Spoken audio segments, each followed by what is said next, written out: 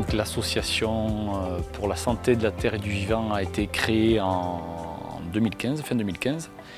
Et nous avons réalisé une journée de lancement le 30 mars 2016 avec une assemblée générale où étaient rassemblées plus de 600 personnes. Ça a été un réel succès. On a senti qu'on avait suscité beaucoup d'attentes auprès des agriculteurs, mais pas seulement. Aussi auprès des consommateurs, du grand public, des professionnels de santé et toute une cohorte de métiers gravitant autour de l'agriculture, puisque le principe de l'association est de mettre en avant un nouveau mode de fertilisation par des micro-organismes qui redonne toute sa place au sol. Donc la base de notre approche à l'agriculture, c'est ça, c'est le sol et la fertilisation par le micro-organisme. Donc pourquoi aujourd'hui faire une autre journée? On se devait de répondre à l'attente notamment des consommateurs, puisqu'on est convaincus, nous, Association pour la santé de la terre et du vivant, que notre réussite, la réussite de notre combat, passera par l'adhésion du plus grand nombre et par la compréhension de tous les consommateurs qu'on a tous, chacun à notre rôle, une carte à jouer pour changer les choses, faire évoluer l'agriculture, faire évoluer les pratiques, améliorer la qualité donc, de nos sols, avoir une action positive sur l'environnement, avoir une action sur la qualité des produits et donc de fait sur la santé de tous les consommateurs, sur notre santé à nous. Donc pour faire ce lien, en fait, ce n'est pas les agriculteurs isolés, ce n'est pas les consommateurs isolés, mais c'est que les agriculteurs tendent la main aux consommateurs et vice-versa.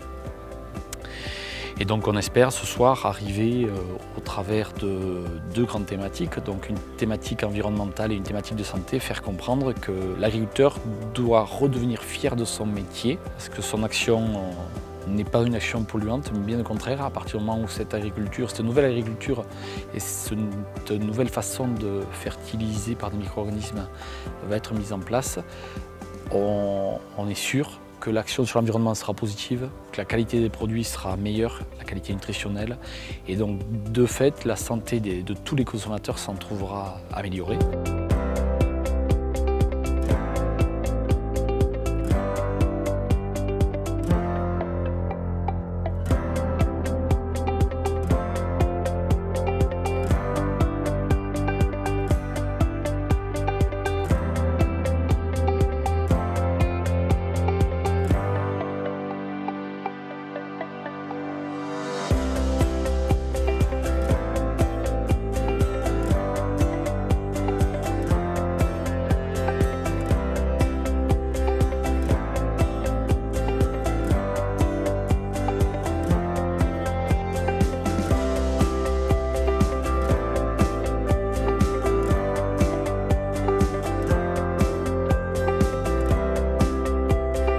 Le bilan, déjà j'ai été particulièrement satisfait de la participation. Il y a eu beaucoup de monde, donc preuve qu'on est dans une thématique qui a beaucoup d'écho auprès des consommateurs en général. Donc ça nous rassure et nous conforte dans nos choix. Et puis après, je ferai une synthèse assez simple, mais qui a été confortée à chaque intervention par tous donc, les intervenants. Chevalier a parlé de la pluridisciplinarité. Le fait que l'agriculteur seul, malgré toutes les vertus de ses bonnes pratiques, ne pourra pas avoir assez de poids pour faire évoluer l'agriculture ou faire entendre ses bonnes pratiques. Et le fait de s'adjoindre d'agronomes, de médecins, de gens partageant et comprenant nos problématiques est essentiel.